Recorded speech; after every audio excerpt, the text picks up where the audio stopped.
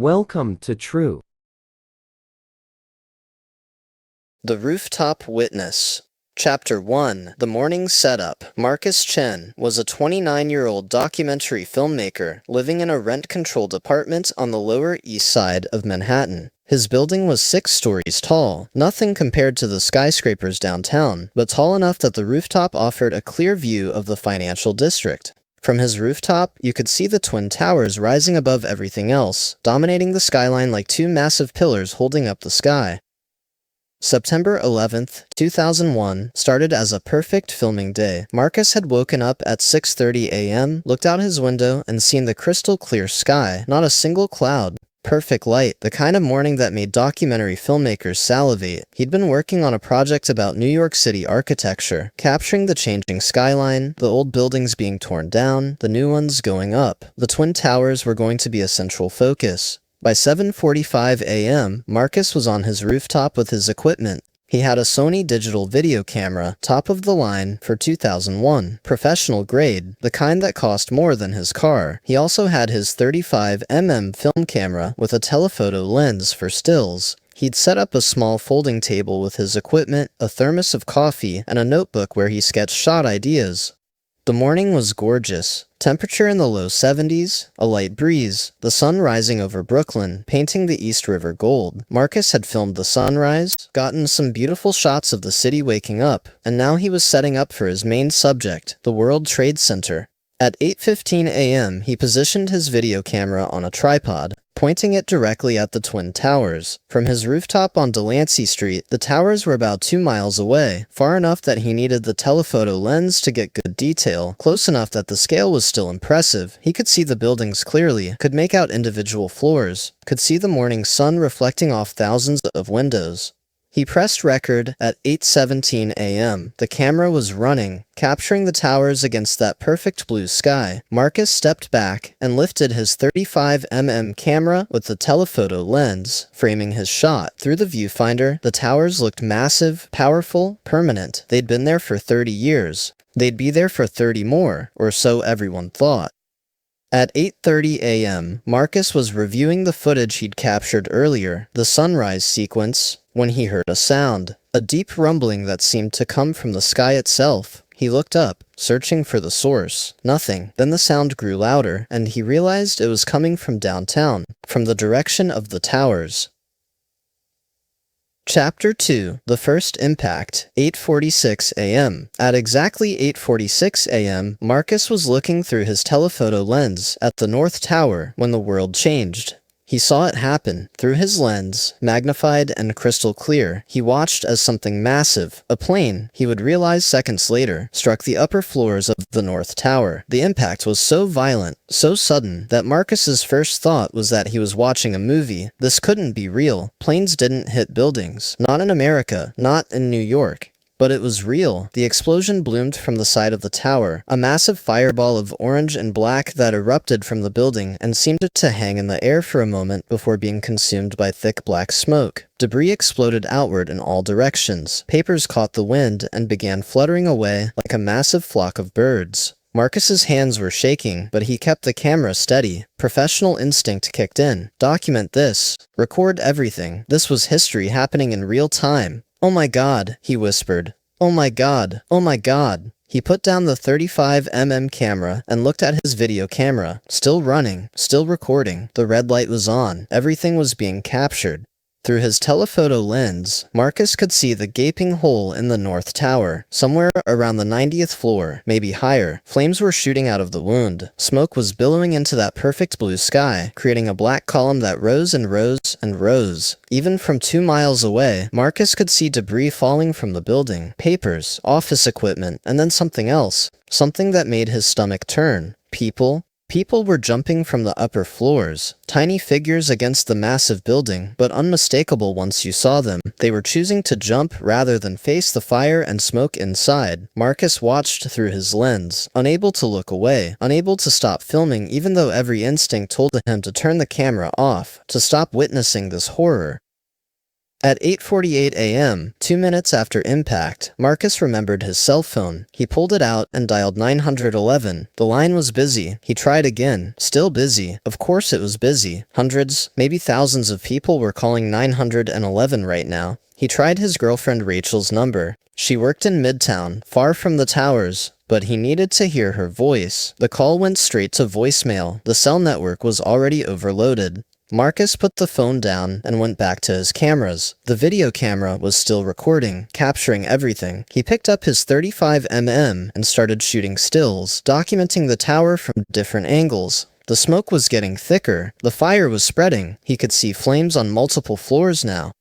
At 8:50 a.m., emergency vehicles were visible on the streets around the tower, tiny from this distance, but unmistakable. Fire trucks, police cars, ambulances, all converging on the World Trade Center. Marcus zoomed in with his telephoto lens and could make out firefighters entering the building, dozens of them, all heading inside, while everyone else was trying to get out. Chapter 3. The second impact, 9:03 a.m. By 9 a.m., Marcus had been filming for 14 minutes. His video camera's tape was running out. He had maybe 10 more minutes on this cassette. He had a backup ready to swap in, but he didn't want to miss anything during the changeover.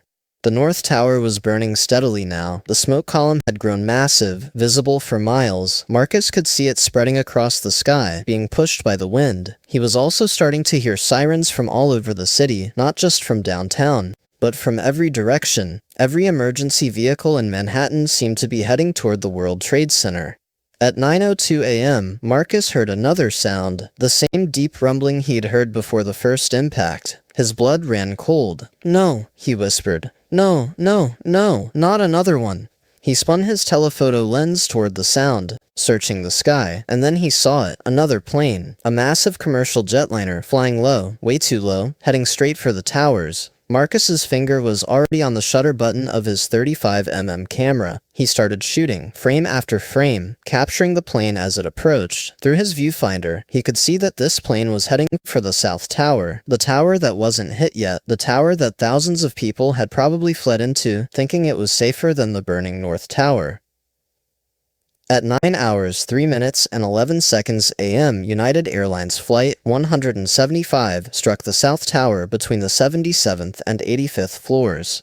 The explosion was massive, bigger than the first, maybe because this plane hit lower, where more jet fuel was still contained. The fireball erupted from both sides of the building, orange flames, and black smoke exploding outward. The entire South Tower seemed to shudder from the impact. Marcus was shooting continuously, his camera shutter clicking rapid fire, capturing frame after frame. His video camera was still recording too, getting everything in motion. He was documenting what would become some of the most important footage of the day, the second plane strike from a clear, unobstructed angle 2 miles away. "They're attacking us," Marcus said aloud, his voice shaking. "This is an attack. This is terrorism." It was obvious now. This wasn't accidents. This wasn't coincidence. America was under attack, and the World Trade Center was the target. Through his telephoto lens, Marcus could see both towers now, both burning, both pouring smoke into the sky, creating 2 massive black columns that were starting to merge into one enormous cloud. The scale was incomprehensible. These were 2 of the tallest buildings in the world, and they were both on fire. At 9:05 a.m., Marcus swapped out his video camera tape. His hands were shaking so badly, he nearly dropped the new cassette. He forced himself to slow down, to breathe, to focus. Get this right. This footage was important. People needed to see this. The world needed to see this. He loaded the new tape, hit record, and the camera was rolling again. Chapter 4. Witnessing the Unthinkable, 9:05 a.m. to 9:59 a.m. For the next 54 minutes, Marcus Chen stood on his rooftop and documented the burning towers. He switched between his video camera and his still camera, capturing wide shots showing both towers and tight shots focusing on specific areas. He was operating on autopilot now, his training taking over, his emotional response shut down so he could do the work. But even with his emotions locked away, he couldn't unsee what he was witnessing. More people jumping from the upper floors, emergency vehicles packed around the base of the towers, the fires spreading, the smoke getting thicker and darker, and through his telephoto lens, he could see tiny figures in the windows of the towers, people trapped above the impact zones, waving for help, hanging out of windows to escape the smoke. At 9:25 a.m., Marcus's cell phone finally connected to Rachel. Marcus! Oh, thank God. Are you okay? I'm fine. I'm on the roof. I'm filming everything. What? Marcus, you need to get off that roof. You need to get away from there. I'm 2 miles away. I'm safe. But Rachel, I'm capturing this. I'm documenting it. This is important. Marcus, I know it's horrible, but someone has to document this. Someone has to show what's happening. There was a pause, then Rachel's voice, quieter. Be careful. Please be careful.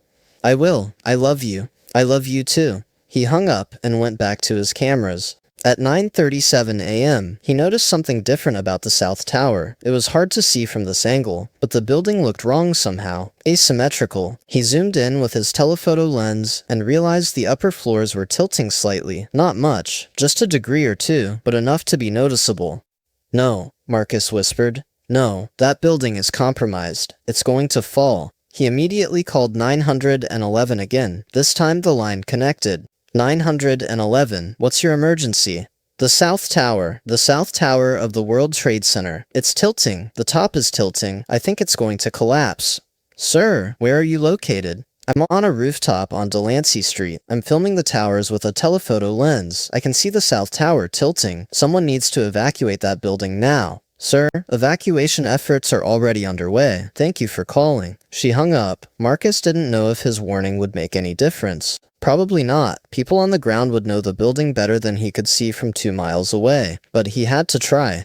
At 9:45 a.m., Marcus was changing tapes again when he heard a new sound, a rumbling, deeper than the planes had been. This was coming from the building itself. He looked up and saw the South Tower starting to move. Chapter 5. The South Tower Collapse. 9:59 a.m. At 9 hours, 59 minutes, and 0 seconds a.m., the South Tower began to collapse. Marcus had his video camera pointed directly at it. The red recording light was on. His 35mm camera was in his other hand, and he watched, filming, as 110 stories of steel and concrete and glass began to fall. It started at the impact zone, the 80th floor where the plane had hit. The upper floors tilted further, and then the whole structure gave way. Floor pancaked onto floor in a cascade of destruction that seemed to happen in slow motion and at lightning speed simultaneously. The building came straight down, falling into its own footprint, creating a massive cloud of dust and debris that exploded outward in all directions. The dust cloud was enormous. It looked like a volcanic eruption, a gray-brown wave that raced down the streets of Lower Manhattan at impossible speed, consuming everything in its path. Marcus was filming it all. His hands had stopped shaking. He was in pure documentary mode now, capturing history, his mind unable to process the horror of what he was seeing, so it just focused on the technical aspects. Is the frame right? Is the exposure good? Is everything in focus? The dust cloud was racing toward his position, 2 miles away, but moving fast. Marcus kept filming, kept the camera steady, watching through the viewfinder as the cloud grew larger and larger, filling the entire frame. At 10:01 a.m., the dust cloud reached the East River. It kept coming. Marcus finally lowered his camera and looked with his naked eyes. The cloud was crossing the river, heading for the Lower East Side, heading for his building. Time to go inside, he said aloud. He grabbed his video camera, his still camera, his bag of equipment, and his notebook. He took one last look at where the South Tower had been. There was nothing there now, just a massive cloud of dust and a space in the skyline where the tower should be. He ran for the rooftop door, got inside, and closed it behind him. Just as the dust cloud hit the building, the air outside turned completely opaque. Gray dust covered the windows. The world went dark, even though it was mid-morning. Marcus sat on the stairs with his equipment, breathing hard, trying to process what he had just filmed. One of the Twin Towers was gone. Just gone. In 10 seconds, 110 stories had been reduced to rubble, and everyone inside, all the office workers, all the firefighters, all the emergency personnel, they were all buried under the debris. He looked at his video camera. The red light was still on, still recording. He turned it to face himself. It's 10:02 a.m., he said, his voice shaking now that he'd stopped filming the towers. The South Tower just collapsed. I filmed it. I filmed the whole thing. I don't know how many people were in that building, but it's thousands, maybe 10,000. And they're all gone now. Just gone. He stopped recording and sat in the stairwell, his equipment surrounding him, dust seeping under the rooftop door, and waited.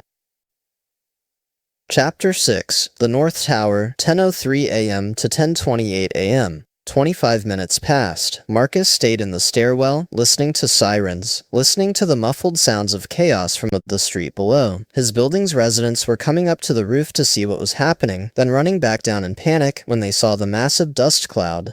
At 10:15 a.m., Marcus decided to go back up to the roof. The dust had settled somewhat, visibility was poor, but he could see. He set up his video camera again, pointing it toward downtown. Through the haze, he could make out the North Tower, still standing, still burning, smoke pouring from the impact zone 90 floors up, and "The North Tower is still standing," Marcus said, narrating for the camera. "The South Tower collapsed at 9:59 a.m. It's now 10:15. The North Tower has been burning for almost an hour and a half. I don't know how long it can stand." He zoomed in with his telephoto lens. The tower looked wrong. The smoke was so thick, he could barely see the building itself, but he could see the flames, still burning intensely around the impact zone, could see debris still falling from the upper floors, could see the massive pile of rubble where the South Tower had been, smoke rising from that too. At 10:20 a.m., Marcus noticed the same thing he'd seen with the South Tower. The upper floors of the North Tower were starting to tilt, slowly, almost imperceptibly, but definitely tilting. The building was dying. "It's going to collapse," Marcus said to the camera. "The North Tower is going to fall. You can see the top starting to lean, just like the South Tower before it fell. Anyone still in that building, they need to get out now." But he knew they couldn't get out. The fire was too high. The stairwells above the impact zone were destroyed. Anyone trapped up there had been trapped since 8:46 a.m., over an hour and a half ago. They'd run out of time. At 10:27 a.m., the rumbling started again. That same deep sound that came from the building itself, from the steel and concrete beginning to fail. Marcus started recording with both cameras, video and stills, documenting everything. His hands were steady now. He'd already seen one tower fall. He knew what was coming. At 10 hours, 28 minutes, and 22 seconds a.m., the North Tower collapsed. Same as the South Tower, a cascade of destruction, floor onto floor, the entire building coming straight down in approximately 10 seconds. The dust cloud exploded outward again, even bigger than before, because there was already so much debris in the air from the first collapse. Marcus filmed it all, every second. The tower falling, the dust cloud erupting, the space where the tower had been suddenly empty, both towers gone now. The twin towers that had defined the New York skyline for 30 years were simply gone. When the dust cloud reached the East River again, Marcus went back inside. He sat in the stairwell with his equipment and his footage, and he started to cry. Chapter 7, The Aftermath. Marcus spent the rest of September 11th in his apartment, reviewing his footage, trying to understand what he'd captured. He had over 2 hours of video showing both impacts, both collapses, and everything in between. He had hundreds of still photographs, documenting the morning from beginning to end. The footage was clear, unobstructed, shot from a stable position with professional equipment. It showed angles that the news networks didn't have. It showed details that other amateur footage missed. It was, Marcus realized, historically significant. But it was also traumatic. Every time he watched it, he saw people jumping, saw the towers falling, saw thousands of lives ending in real time. He'd documented history, but at what cost to his own mental health? At 6 p.m., Marcus called Rachel. "I'm coming over," she said immediately. "You don't have to. I'm coming over. Don't argue." She arrived an hour later, having walked from Midtown because the subway wasn't running. She held Marcus while he cried, while he tried to explain what he'd seen, what he'd filmed, what he'd witnessed. "You did important work today," Rachel said. "What you captured, people need to see it. The world needs to see it. You documented history." "I documented people dying." "You documented the truth, and that matters." Chapter 8, The Footage. In the days after September 11th, news organizations reached out to Marcus. They'd heard through various channels that someone had filmed the attacks from a rooftop with professional equipment. They wanted his footage.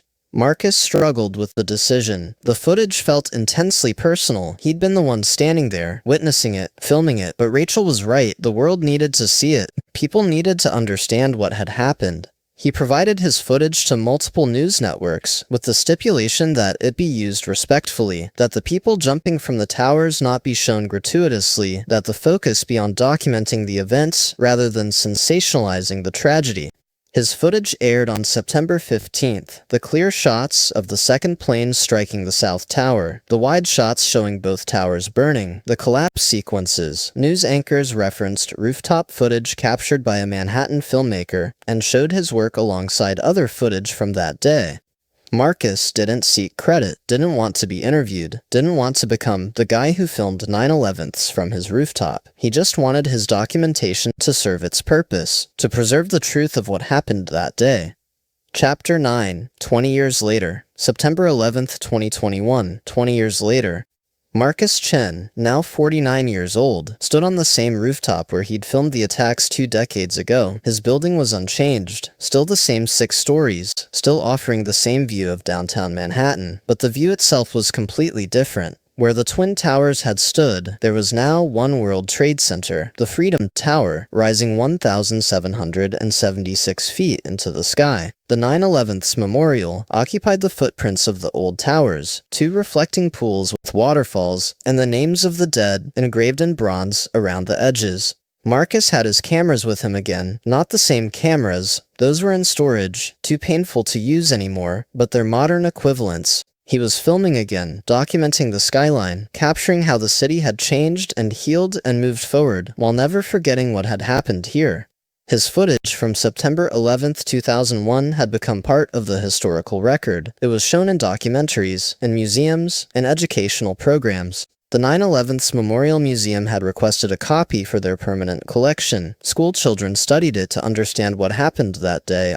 Marcus had never profited from the footage, had never sold it or licensed it exclusively. He'd made it available freely to anyone who wanted to use it for educational or memorial purposes. It wasn't about money, it was about truth, about memory, about making sure that what happened that day was never forgotten. Rachel stood beside him on the rooftop now. They'd married in 2003, had 2 children who were now teenagers. The kids knew their father had filmed 9/11s, but Marcus rarely talked about it with them. It was still too hard, still too raw, even after 20 years. "Do you regret it?" Rachel asked. "Filming that day?" Marcus thought about the question. He'd asked himself the same thing thousands of times over the years. "No," he said finally. "It traumatized me. It gave me nightmares for years. It changed how I see the world. But someone had to document it, and I happened to be in the right place with the right equipment and the right training to do it well, so no, I don't regret it. You preserved history. I preserved truth. And truth matters, especially now, when there are people who want to rewrite what happened, who want to minimize it or use it for political purposes. The footage doesn't lie. It shows exactly what happened, with no spin, no agenda, just the truth." They stood on the rooftop together, watching the sunset paint the Freedom Tower gold, and Marcus thought about that perfect September morning 20 years ago. The crystal clear sky, the beautiful weather, the routine documentary shoot that became the most important work he'd ever do. He thought about the people who'd died in those towers, the office workers, the firefighters, the emergency responders, the people on the planes, all those lives cut short by violence and hatred. And he thought about his responsibility as a witness, to remember them, to tell their story, to preserve the truth of what happened so that future generations would understand, would learn, would hopefully prevent it from ever happening again.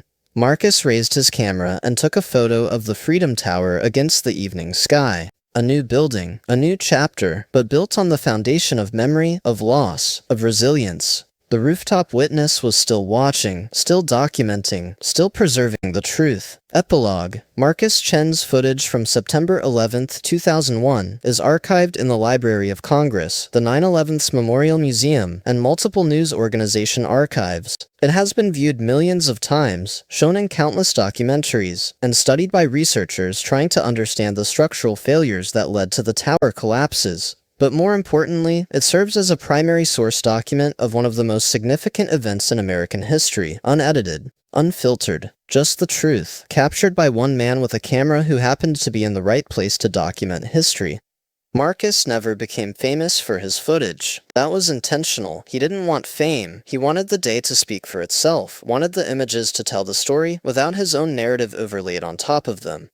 In interviews he rarely gave, Marcus would say, "I was just doing what documentary filmmakers do. We observe, we record, we preserve. I happened to be observing something world-changing. That's all." But it was more than that, and he knew it. He'd witnessed evil. He'd documented tragedy. He'd preserved truth at great personal cost to his own mental health and peace of mind. And in doing so, he'd created something invaluable, a clear, unobstructed record of September 11th, 2001, captured from beginning to end by someone who had the skill and the courage to keep filming even when every instinct told him to look away.